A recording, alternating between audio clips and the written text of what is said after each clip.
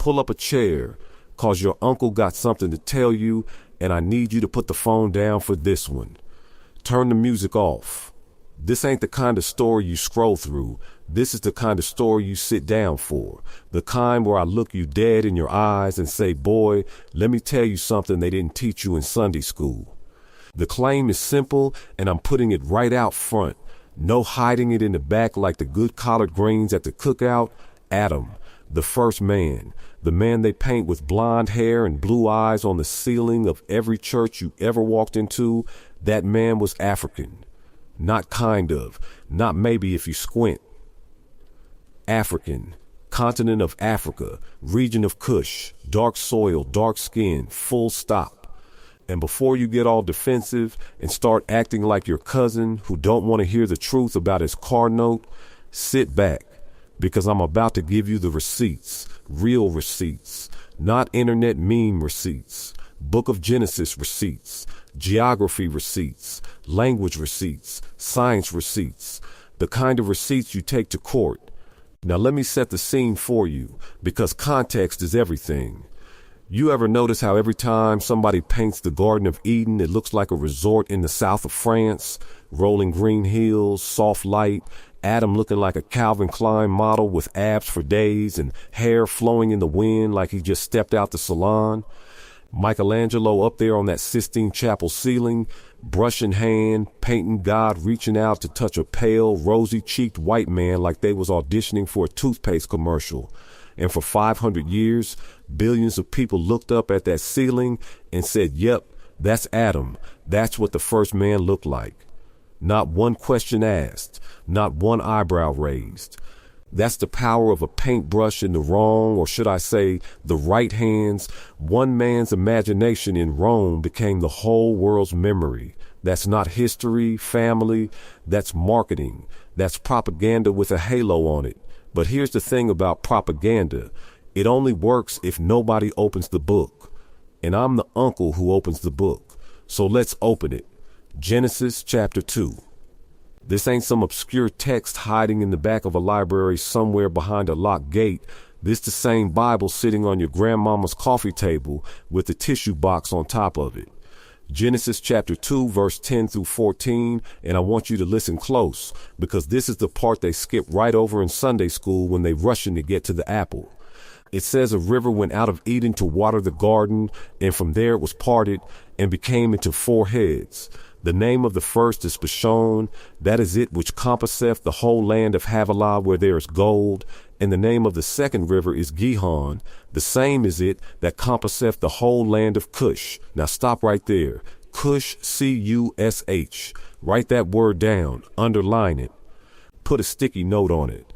Because in the Bible and in ancient history broadly, Cush is not some made-up mystery land. Cush is Africa. Cush is what the ancient world called the region south of Egypt, modern-day Ethiopia, Sudan, that whole Nile Valley stretch of black Africa.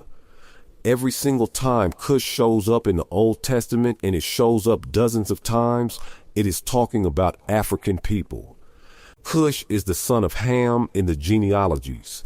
Cush is the father of the Cushites, the same people the Greeks later called Ethiopians, which literally translates to burnt-faced people, their word for dark skin. So when Genesis tells you a river flowed out the Garden of Eden and wrapped around the whole land of Cush, it is telling you plainly in black and white, pun very much intended, that the Garden of Eden was geographically connected to, bordering, touching, kissing the land of black Africa. Now, some folks gonna try to wiggle out of this. They gonna say, well, uncle, that's just where the river went. That don't mean Adam was from there. And I hear you, I do. But let's keep reading, because the Bible is about to close that loophole for you real quick. Because Adam wasn't just living near Cush. Adam was made from the dirt of that region. Genesis 2 verse 7. And this is where the etymology comes in, so pay attention. This the barbershop level breakdown right here. And the Lord God formed man of the dust of the ground. Now in Hebrew, the actual language this was first written in, the word for man is Adam, a D-A-M. And the word for ground or earth or soil is Adama. You hear that? Adam, Adama, same root word. That is not a coincidence. That is the whole point of the story.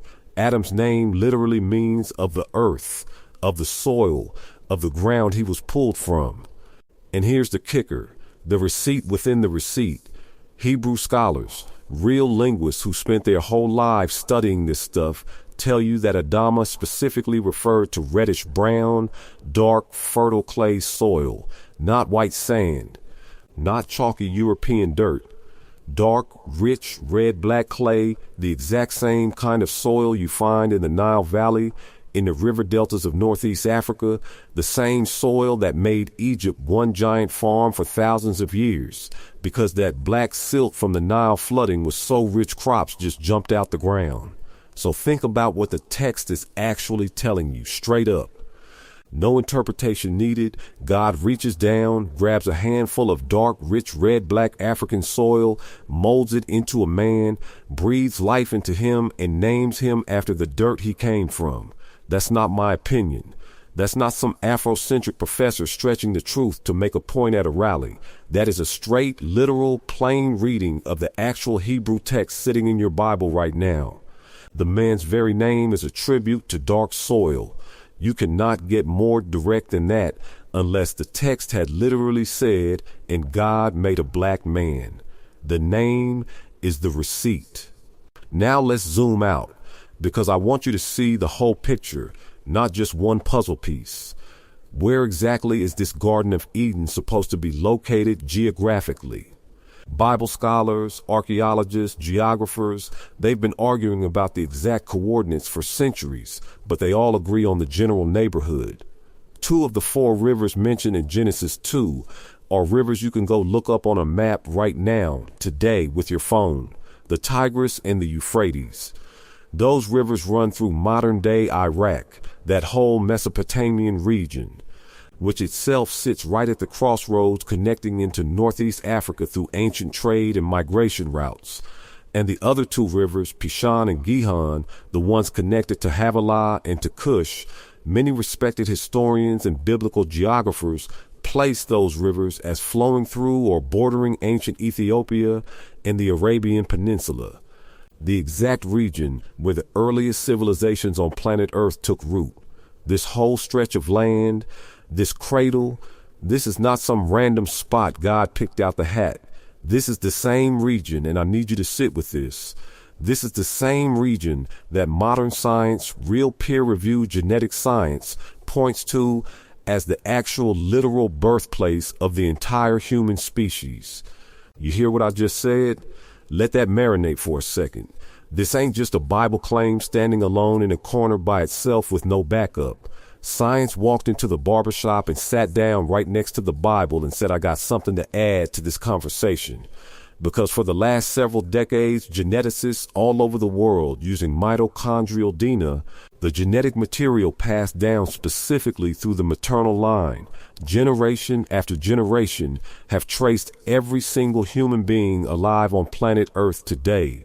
Every race, every ethnicity, every nationality, back to a common ancestral population that lived in East Africa roughly 200,000 years ago. They nicknamed her mitochondrial Eve in the research papers. And ain't that something, they even used the Bible's own naming convention because there was no better way to say it. Every human being's genetic trail, when you follow it backward far enough, leads to the same place. East Africa, the Great Rift Valley, the Horn of Africa, Ethiopia, Kenya, Tanzania, the same neighborhood the Bible calls Cush. So now you got 2 witnesses.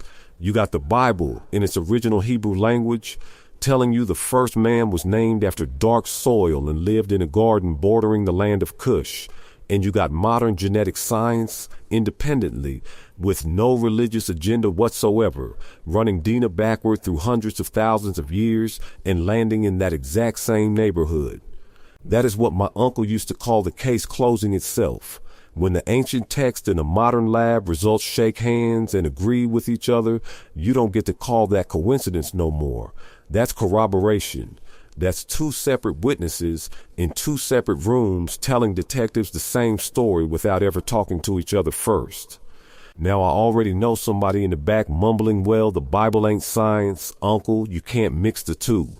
And normally I'd hear you out on that, but this is a special case because we're not talking about whether a snake literally talked. We're talking about geography. Rivers are geography.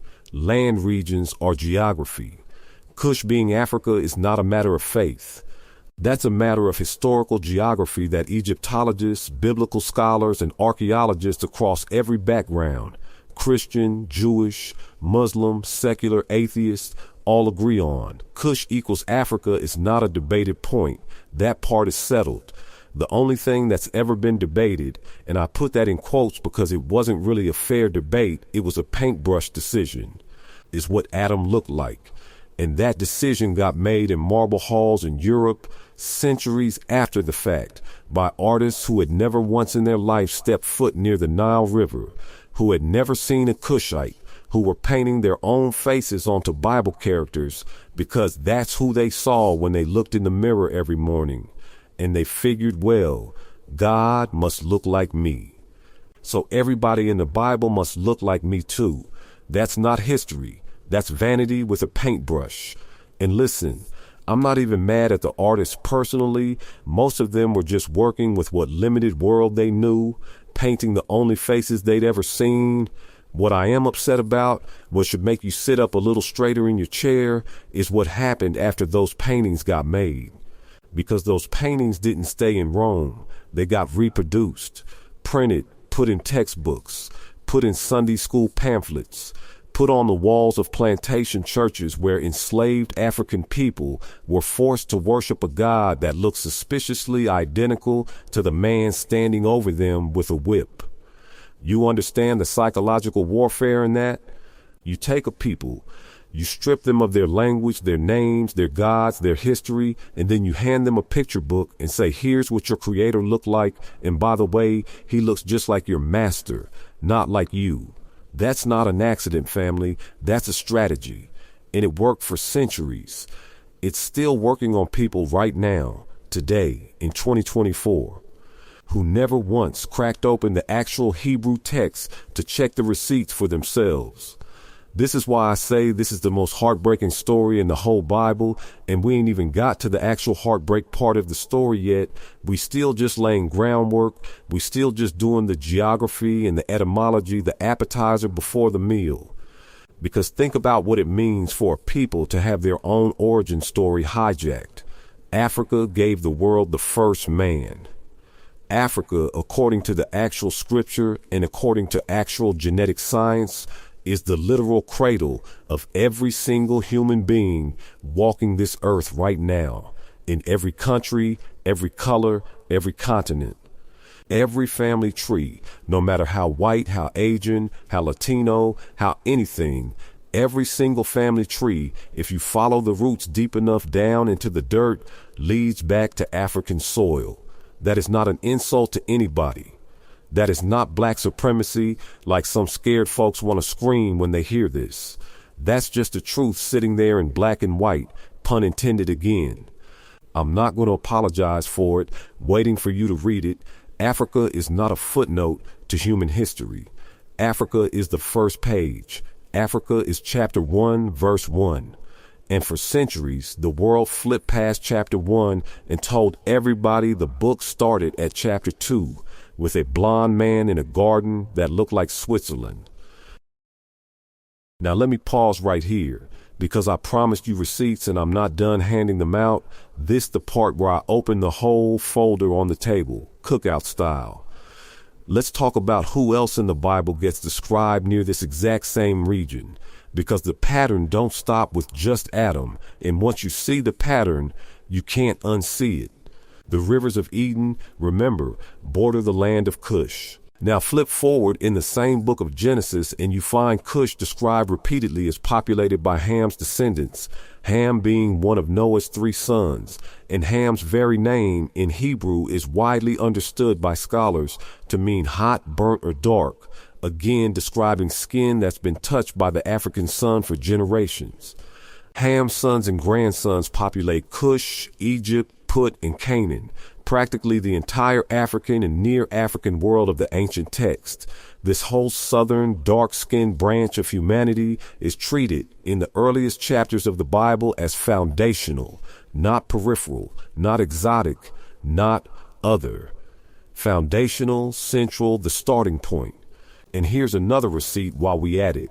The ancient Jewish historian Josephus, writing in the 1st century, and other early rabbinic commentators after him, wrote extensively about Cush and identified it explicitly, repeatedly, without hesitation, as Ethiopia.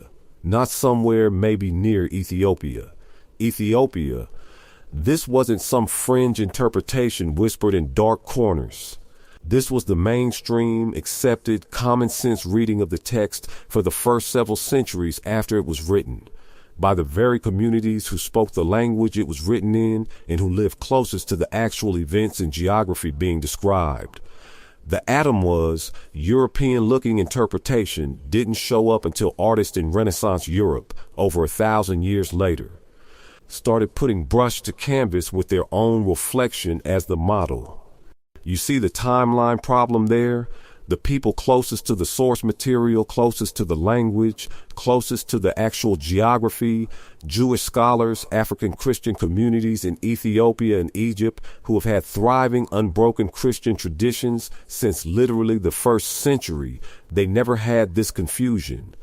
Ethiopian Christianity, one of the oldest continuous Christian traditions on planet Earth, older than most of European Christianity, has depicted biblical figures with dark skin in their own iconography for 2,000 years, completely independent of what was happening in Rome. That's not a revisionist modern claim trying to score points in a culture war. That's an unbroken 2,000-year-old tradition that was simply ignored, marginalized, and painted over by the louder, richer, more colonially powerful European tradition that came later and had the printing press, the ships, and eventually the guns to make their version the official one that got exported worldwide. So when I tell you Adam was African, I'm not handing you a hot take I cooked up for internet clout. I'm handing you the original reading. The restored reading, the reading that existed before the paintbrush got involved. I'm literally just giving you back what was already there in the book the whole time, sitting in plain Hebrew, plain geography, plain etymology, corroborated independently centuries later by not science that had absolutely no religious stake in the outcome whatsoever. 3 separate strands of evidence, language, geography, and biology, all braided together, all pointing the same direction, all leading back to the same African soil. Now I brought you all this way, laid out all these receipts, geography, language, science, history of the paintings, the Ethiopian tradition, and you might be sitting there thinking, okay, uncle, I hear you. Adam was African, I got it. That's the heartbreaking story? No, baby. Nah, this right here, this was just me setting the table. This was just me making sure you understand exactly who we talking about before I tell you what happened to him. Because knowing Adam was African, knowing he was formed from dark, rich soil in a paradise bordering the land of Cush, knowing he was the literal first father of every human being who would ever walk this earth in every nation and every color. That makes what happens to him next hit 10 times harder. That makes the loss 10 times deeper. Because this is not just a story about a man who ate some forbidden fruit and got kicked out of garden. That's the Sunday school cartoon version. That's the flannel board version they show the 5-year-olds with the smiling snake. What actually happened to Adam, the real weight of that story, once you understand who he really was, where he really came from, and everything he really lost, is one of the most gut-wrenching, tear-jerking, generational trauma-starting stories in the entire Bible. This is a story about paradise ripped away. This is a story about a father who will go on to bury his own son, murdered by his own brother, and have to carry that grief with absolutely no example in front of him for how a human being is even supposed to survive that kind of pain. Because he was the first. Nobody before him ever lost a child. Nobody before him ever had to bury somebody. He didn't have a mama to call. He didn't have an uncle to come sit with him at the cookout and tell him it's going to be all right. He was the first man to ever feel that specific kind of heartbreak in the history of the entire world, and he felt it alone, in a body made of African dirt, far away from the paradise he was custom built for. So sit back, get comfortable, because we're about to walk into that garden together. And I need you to remember everything I just told you while we do it. Remember the soil, remember Cush, remember the rivers, remember that this was a black man, a real African man, standing in the middle of the most devastating story of loss the human race has ever told itself, over and over again for thousands of years, in every language, in every culture, on every continent, because his story, it turns out, was never just his story. It was the first chapter of all of ours. All right, let's walk in there together. Let's step into that garden, because I promised you we going in, and your uncle don't make promises he don't keep. Close your eyes for a second. No, keep them open. You got to read along, but imagine it with me anyway. Picture the realist version, not the Sunday school flannel board, not the Michelangelo ceiling, but the actual thing the text is describing. A garden planted by God himself, custom built, bespoke, tailor-made, sitting right there bordering the land of Cush, watered by rivers that split off into gold country and dark soil country. This ain't a backyard garden with a couple tomato plants and a bird bath. This is paradise on a scale we can't even fully imagine, because the text tells us God planted every tree that is pleasant to the sight and good for food. Every tree. Not some trees, every single tree a man could ever want, put there on purpose. For one man, the first man.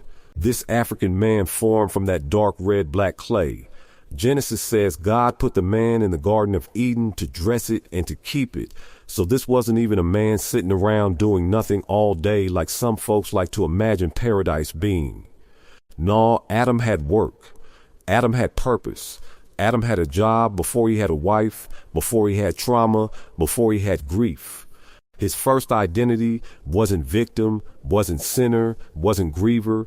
His first identity was gardener, caretaker, steward. That's important, and I need you to hold on to that, because everything that gets stripped away from him later gets stripped away from a man who started out whole. You can't understand the depth of a loss if you don't first understand the fullness of what was lost. And think about the intimacy of how he got made, because we touched on this already, but I want you to sit in it a little longer.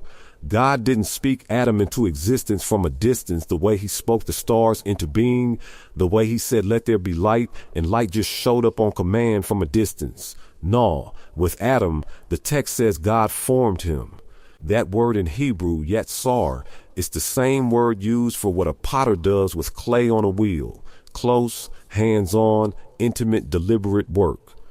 God got down on his knees, metaphorically speaking, and worked that dark African soil with his own hands like a potter shaping a vessel, taking his time, forming the shape of a nose, the curve of a shoulder, the structure of a spine, and this is the part that always gets me. Every single time I read it, no matter how many times, he breathed into that formed body the breath of life, mouth to nostrils, breath to breath, spirit to flesh. That is the most intimate creation moment in the entire Bible, and it happened to an African man made of African clay in a garden bordering African land. That's not a footnote. That's not a minor detail we can shrug off. That is the centerpiece of the whole human story, and it's been robbed from an entire people's understanding of themselves for centuries because somebody in Rome picked up a paintbrush and decided otherwise. Now here's where the story gets rich, because Adam wasn't alone for long, but he was alone at first, and I want you to notice that too. God said it is not good that the man should be alone, which tells you something profound. Paradise itself, physical paradise, trees and rivers and gold and gardens, wasn't enough for human wholeness. Even in perfect conditions, isolation was still labeled not good by God himself. Something about that should hit different for a lot of us walking around today surrounded by nice things, nice cars, nice apartments, still feeling that same hollow it is not good feeling Adam felt before Eve showed up. So God puts Adam to sleep, takes a rib, and look, I'm not getting into the biology debate today. That's a whole different sermon for a whole different cookout. But symbolically, structurally, what's happening here is God is building Eve not from dirt like Adam, but from Adam himself. Bone of his bone, flesh of his flesh. Same substance, refined, extracted, built into a companion. And Adam wakes up, sees her, and says the first recorded poem in human history, this is now bone of my bones and flesh of my flesh. That's not just naming her, that's recognition.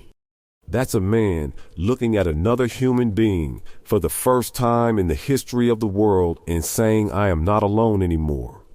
Two African bodies, one from the earth, one from the rib, standing together in a garden built specifically for them, walking with God in the cool of the day like it wasn't nothing, like that was just Tuesday for them. Can you imagine that? Walking with God. Casual, regular, cool of the day, meaning the evening breeze time, that specific hour when the African heat breaks and things get calm, walking and talking with the creator of the universe like he's just your uncle stopping by to check on the garden. That's the fullness, family. That's what paradise actually was. Not just trees and gold and rivers, but unbroken relationship, unashamed nakedness. Meaning no shame, no hiding, no performance, no mask. The text specifically says they were both naked, the man and his wife, and were not ashamed. Sit with that phrase for a second, because shame is about to enter the story in a massive way, and it's never going to fully leave the human experience again after this moment. This was the last moment in all of human history where a person could stand fully exposed, physically, emotionally, spiritually, in front of another human being and in front of God, and feel absolutely nothing but safety, no performance, no fear of judgment, no fear of being seen as less than. Every single one of us walking around today, hiding parts of ourselves, putting on masks at work, at church, even at the family cookout, performing for approval, we are all living downstream from the moment that safety got broken. And it's about to break in this garden with this African man and his wife, and once it breaks, it never fully goes back together again for any of us. So let's talk about how it breaks, because I'm not going to rush past this part either, even though everybody thinks they already know this story. There's a serpent in the garden described as more subtle, more crafty than any other beast God made. And this serpent goes straight for Eve, not Adam. And he goes for her with a very specific tactic that every con man, every manipulator, every abusive partner, every predatory salesman has been using ever since. He questions what God actually said. Yea, hath God said, ye shall not eat of every tree of the garden. Notice the exaggeration baked right into the question. God never said every tree. God said one tree, one single tree out of an entire paradise full of trees. Stay off that one. But the serpent reframes it to sound like God is stingy, restrictive, holding out on them.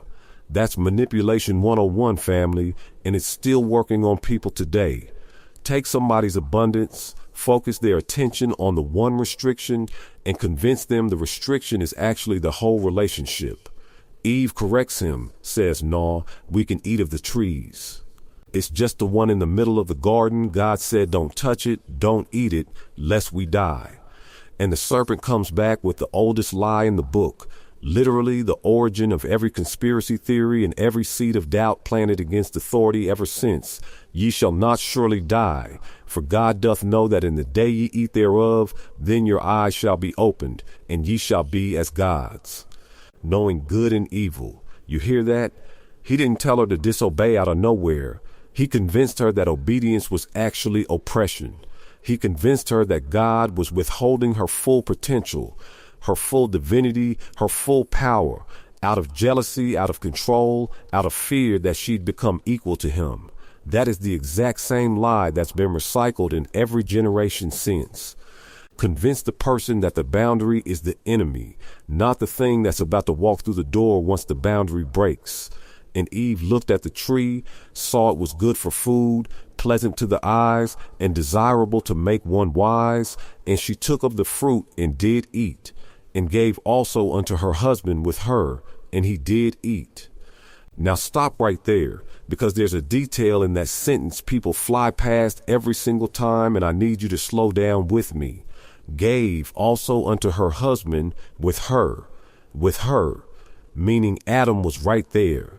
This wasn't Eve off in some other part of the garden getting deceived alone and then running to tell her confused husband what happened. He was standing right next to her the whole time. He heard the serpent. He heard the conversation. He watched her take the fruit, and he said nothing. He did nothing. He just took it when she handed it to him and ate.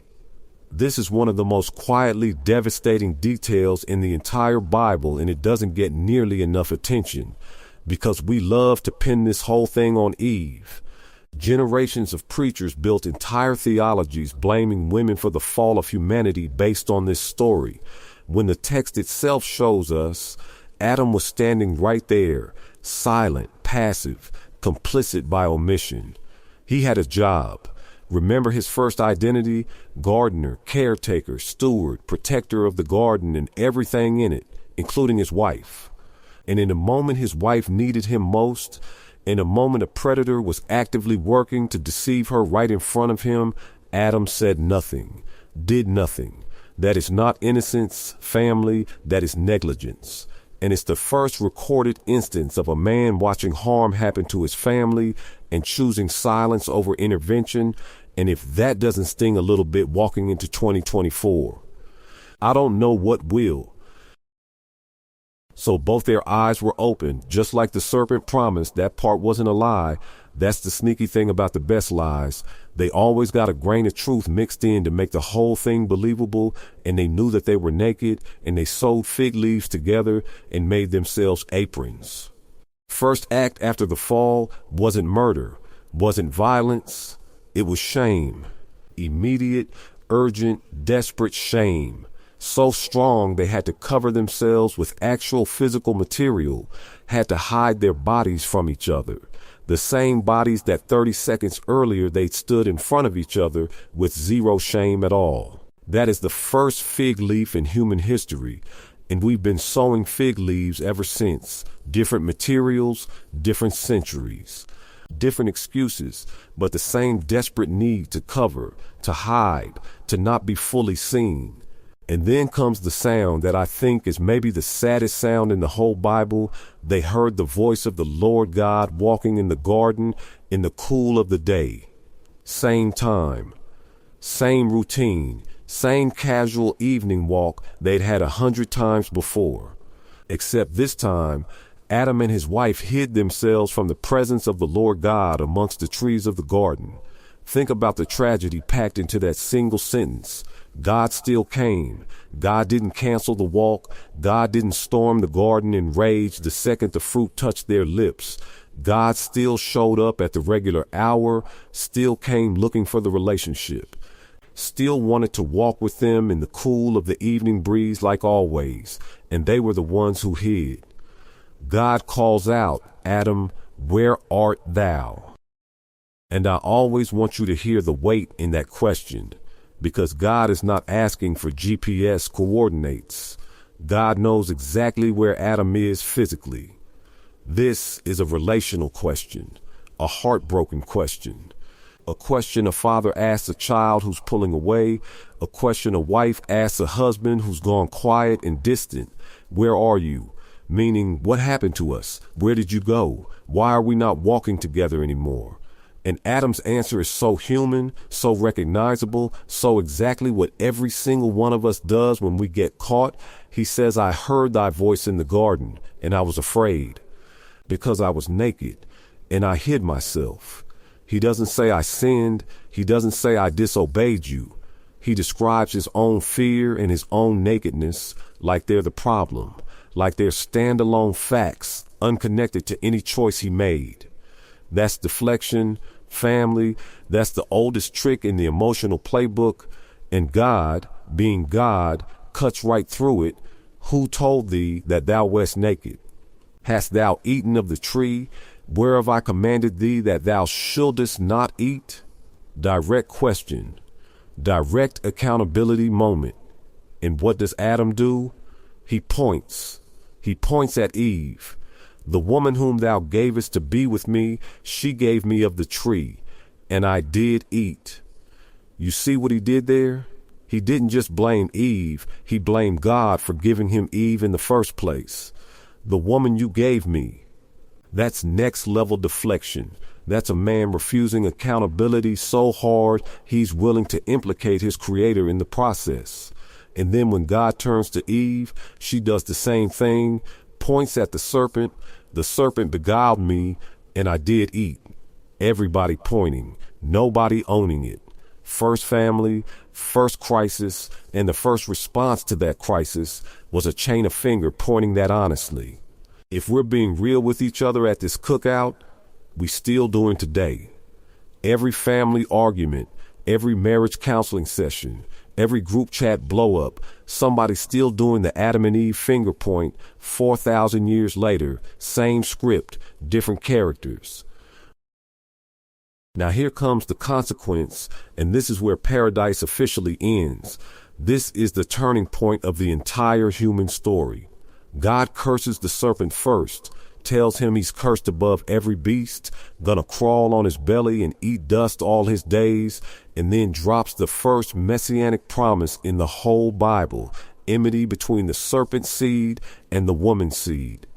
And her seed shall bruise his head, while he bruises her seed's heel. Theologians call that the proto-evangelium, the first gospel, the first hint buried way back in chapter 3 that this story ain't over, that redemption is already being planned before punishment is even fully handed out.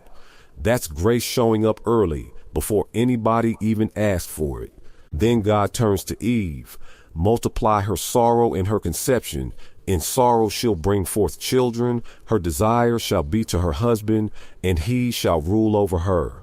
That verse has caused more arguments in more churches than almost any other verse in the whole book, and I'm not going to pretend I can settle it for you at a cookout, but I'll say this, whatever that verse means.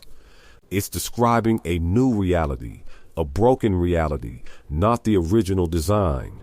Remember, before the fall they walked together. Equals, no shame, no hierarchy of fear.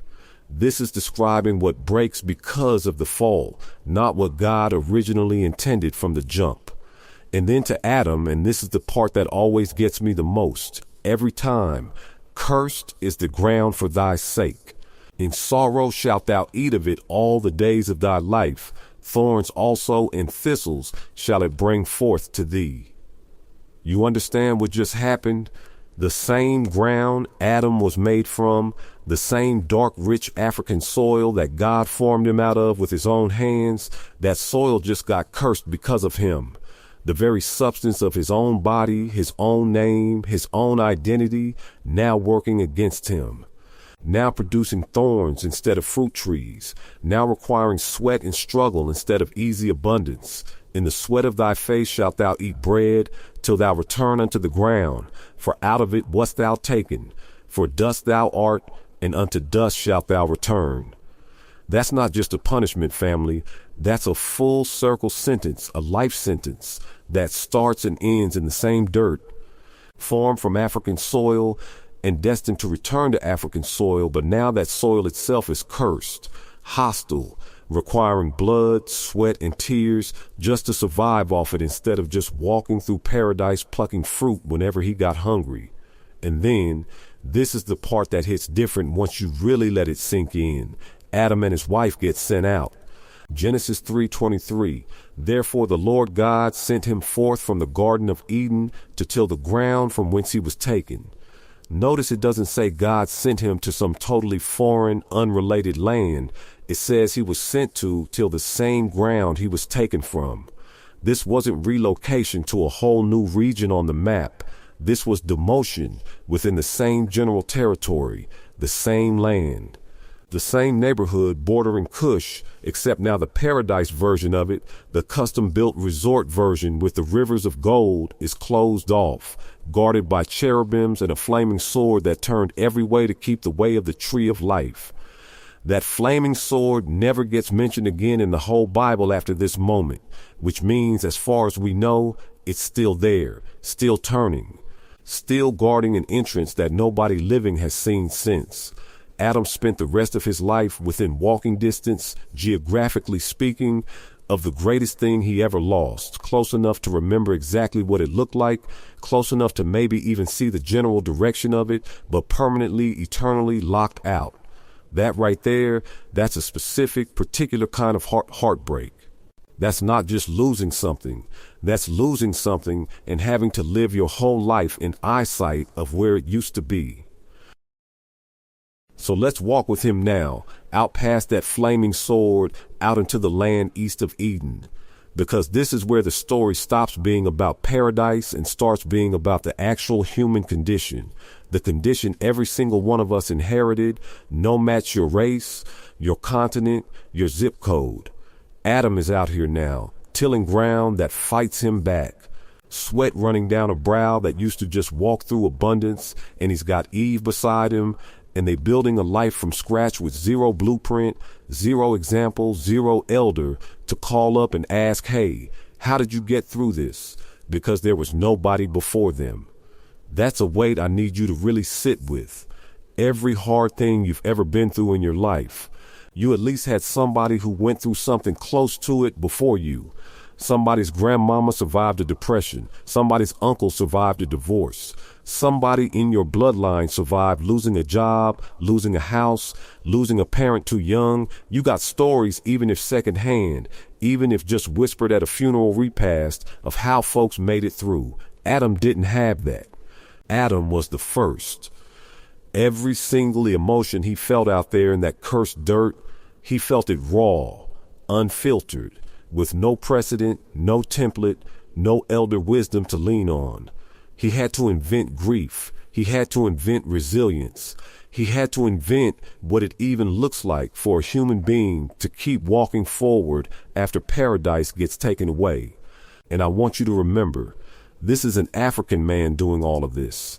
This is that same dark clay formed by God's own hands, now figuring out how to survive in a broken world with nothing but the breath God breathed into him, and a woman built from his own ribs standing next to him, just as lost, just as scared, just as new to sorrow as he was. And then they have children. Cain first, then Abel.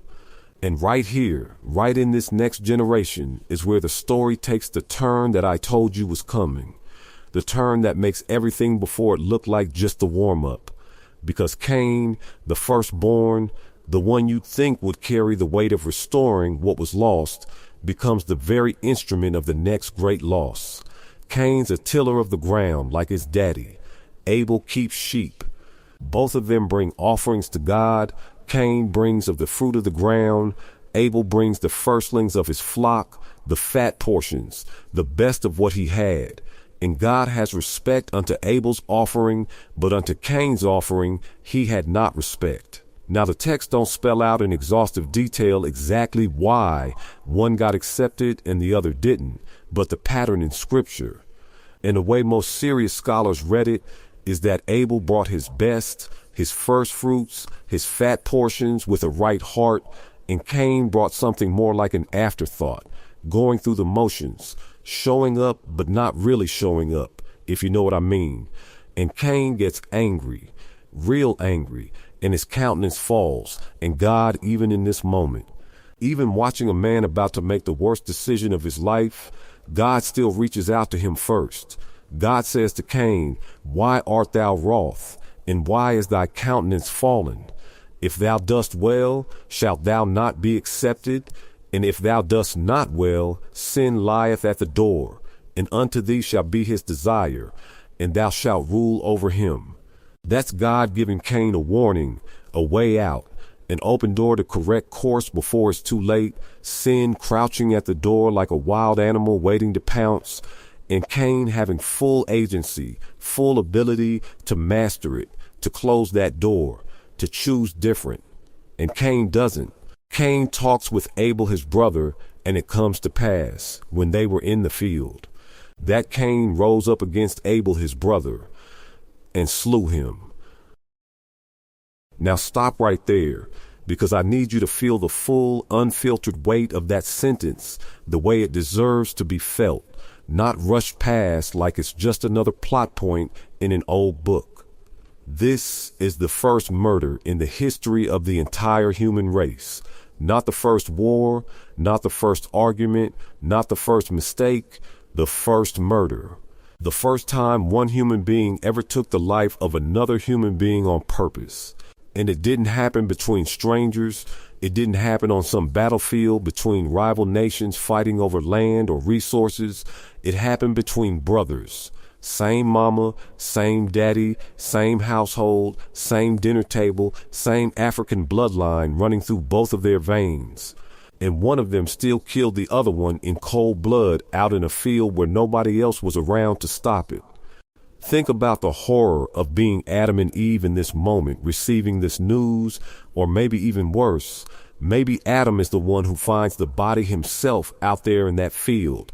This man who was formed by God's own hands, who walked in unbroken fellowship with his Creator in paradise, who lost that paradise already once, now standing over the body of his own son, murdered by his other son, and having absolutely no reference point, no example, no elder, no prior human experience anywhere in all of human history to tell him how a father is even supposed to survive this. He's the first man to ever bury a child, and not just bury a child who died of sickness or old age or accident, bury a child who was murdered deliberately by his own brother. That is a category of grief that we, even now, thousands of years later, with all our therapy and grief counseling and support groups, still consider one of the most devastating things a human being can ever go through, losing a child to violence. And violence committed by your own family.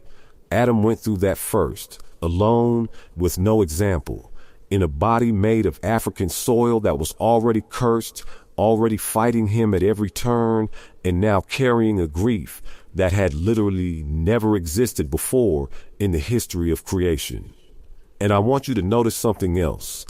Something that I think gets overlooked because we're so focused on Cain and Abel as the main event, but Adam's presence, Adam's fatherhood runs quietly underneath this entire tragedy like a low bass line you feel more than you hear.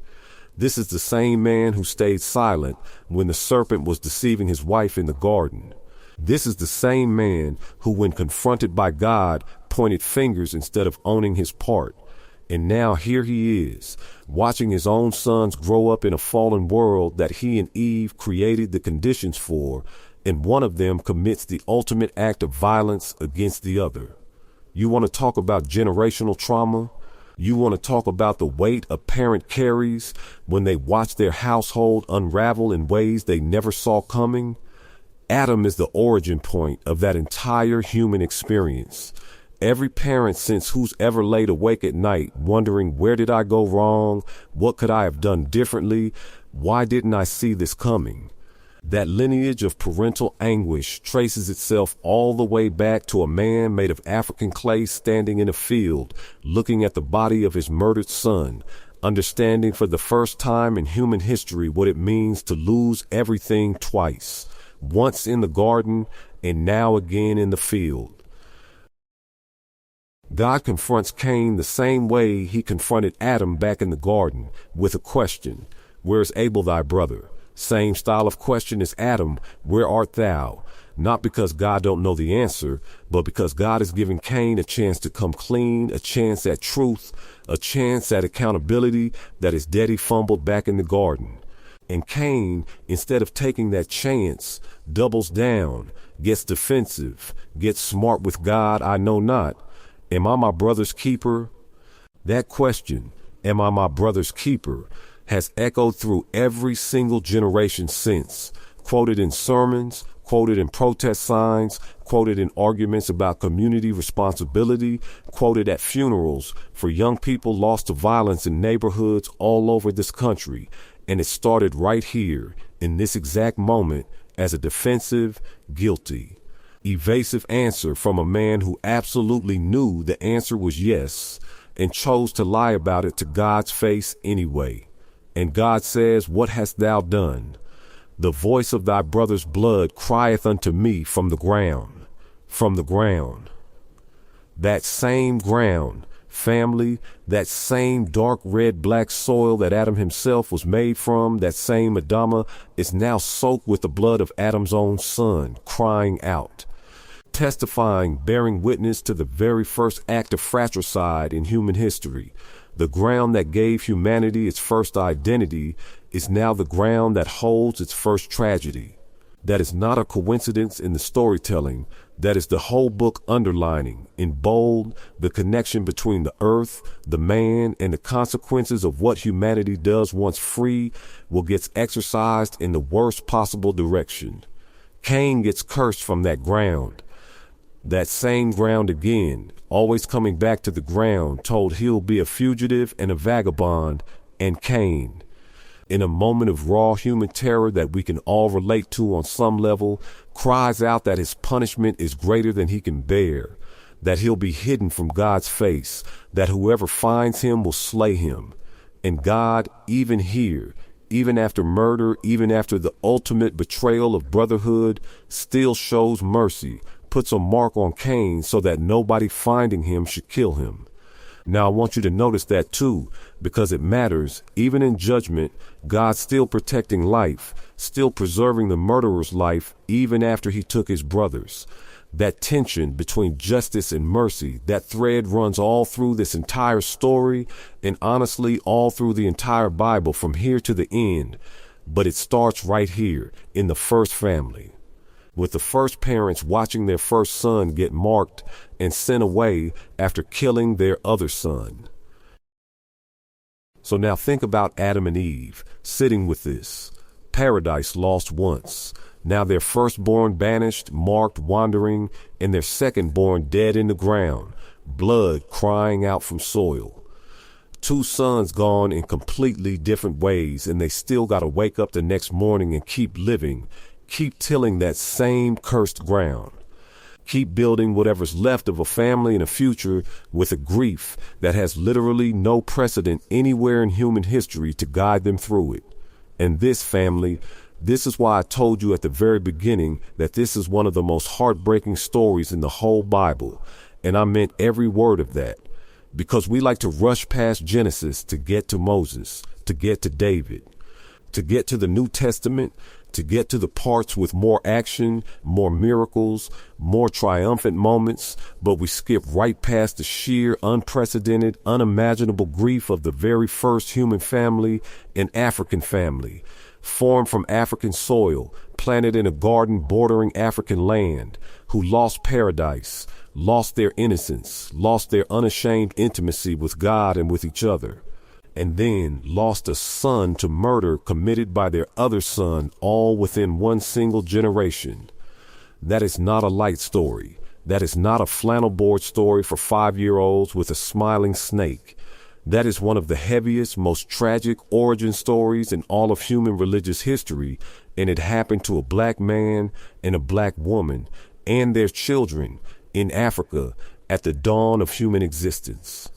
And it has been whitewashed, prettied up, sanitized, and repainted for so many centuries that most people walking around today have no idea that the actual weight of what happened in Genesis chapters 2 through 4 is this devastating, or that the man at the center of it looked nothing like the picture hanging in their church foyer. Now let's bring it all the way back home, because I promised you a conclusion, and your uncle always delivers on what he promises. Let's tie every single piece of this together, one more time, slow, clear, so it sticks with you long after this conversation ends and you back to scrolling your phone.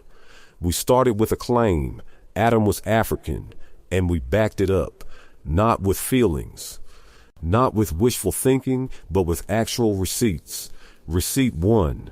The text itself, Genesis chapter 2, telling you plainly that the rivers of Eden bordered the land of Cush, which every serious historian, Jewish, Christian, Muslim, or secular, agrees is ancient Ethiopia, ancient Sudan, the African Nile Valley.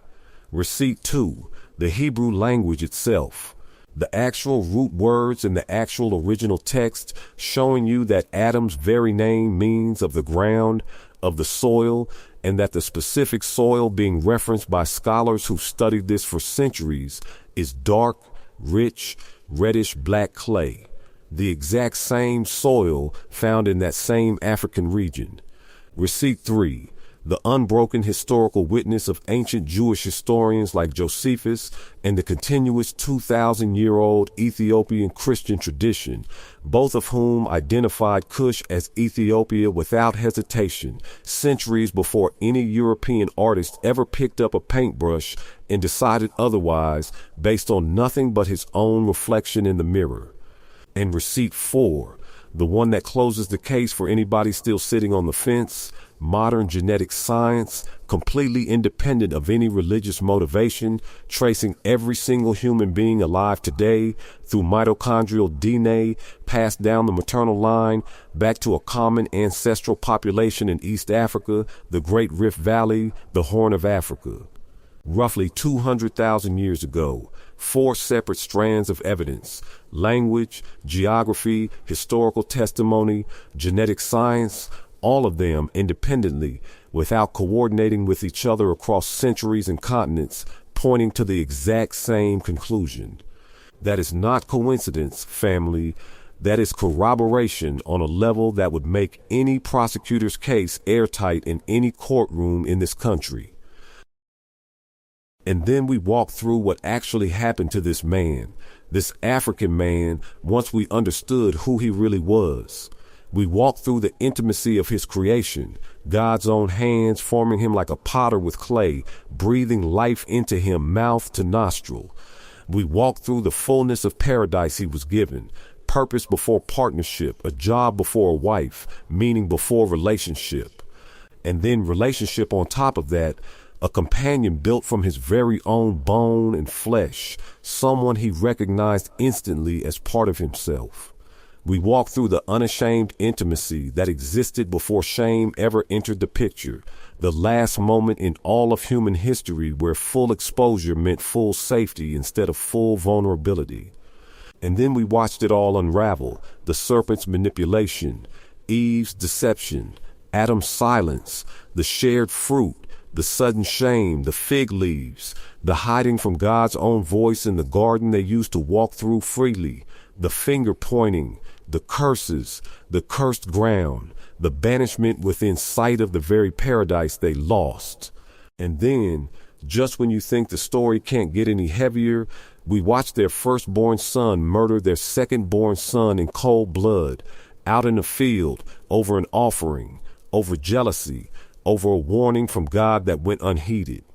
We watched Adam become the first father in human history to bury a child, and not just any death, but a murder, committed by his own flesh and blood, with absolutely no example anywhere in existence to show him how a human being survives that. This, right here, is the real story of the first man, not a blonde, blue-eyed European gentleman lounging in a Swiss meadow. An African man, formed from African clay, in a garden bordering African land, who experienced the single greatest concentration of loss, grief, and heartbreak of anyone in the opening chapters of human history, loss of paradise, loss of innocence, loss of unashamed intimacy, loss of a son to death, loss of another son to exile and shame. And every single human being walking this planet today, no matter what continent your ancestors ended up on, no matter what color your skin turned into after thousands of years of migration and adaptation to different climates and different suns, every single one of us descends from that African man and that African woman, from that African garden, from that African grief. That's not Black history, family. That's not some niche corner of history reserved for one group to feel proud about while everybody else shrugs and moves on. That is human history. That is the first page of everybody's story, whether you Black, white, Asian, Latino, Native, Pacific Islander, whatever box you check on a census form. We are all, every single one of us, downstream from that African soil, that African garden, that African grief. So why does the paintbrush matter so much then, you might ask, if we're all connected anyway? Why does it matter if Adam gets painted white in a church ceiling if the truth eventually comes out in a denial lab centuries later? It matters, family, because stories shape identity, and identity shapes how people see themselves and how people see each other. When you tell an entire race of people, generation after generation, century after century, that their ancestors' origin story belongs to somebody else, that the first man who ever walked this earth, who was literally formed from the same soil their own ancestors were forcibly removed from, looked nothing like them, you are not just getting a historical detail wrong. You are participating in a centuries-long project of erasure, whether you mean to or not. You are telling a people implicitly, quietly, through stained glass windows and oil paintings and Sunday school pamphlets, that they are guests in a story that was actually written about them from the very first verse, and that erasure had consequences, real consequences, consequences that showed up on plantations where enslaved Africans were shown pictures of a white Adam and a white Jesus and told that this was their spiritual inheritance while their actual physical inheritance, their actual ancestral homeland, got stripped, colonized, and looted for centuries by the very people painting those pictures. So when I sit you down at this cookout and tell you Adam was African, I am not trying to win an argument for the sake of winning an argument. I am handing you back something that was always yours to begin with. I am telling you that when you look in the mirror, when you see that dark skin, that African bloodline running through your veins, whether you've traced your specific lineage back to a specific country or not, you are looking at a reflection of the first human family, not a footnote to it. Africa was not where humanity's story went to visit. Africa is where humanity's story began, in the dirt, in the breath, in the garden, in the grief, in the loss, in the resilience, in the tilling of cursed ground with nothing but faith and stubborn survival to keep going. Every single human being on this earth owes their existence to that African soil, that African family, that African grief that Adam carried alone, without example, without elder, without a cookout uncle to sit him down and tell him it's going to be all right. But you got that now. You got the cookout. You got the uncle. You got the receipts. So the next time somebody hands you a picture of Adam looking like he just stepped out of a European painting studio, you gonna know better. You gonna know the real story. You gonna know about Cush, about Adama, about the dark red black clay, about mitochondrial Eve and the Great Rift Valley, about Ethiopian Christianity's unbroken witness, about Josephus and the ancient Jewish historians, and about a black man formed by God's own hands who lost everything and kept walking forward anyway and became the father of every single one of us. That's the real story. That's the whole story. And now that you know it, you're responsible for it. Pass it on. Tell somebody else at the next cookout. Because this right here, this is chapter 1, verse 1 of all of our stories, and it's about time the whole world read it right.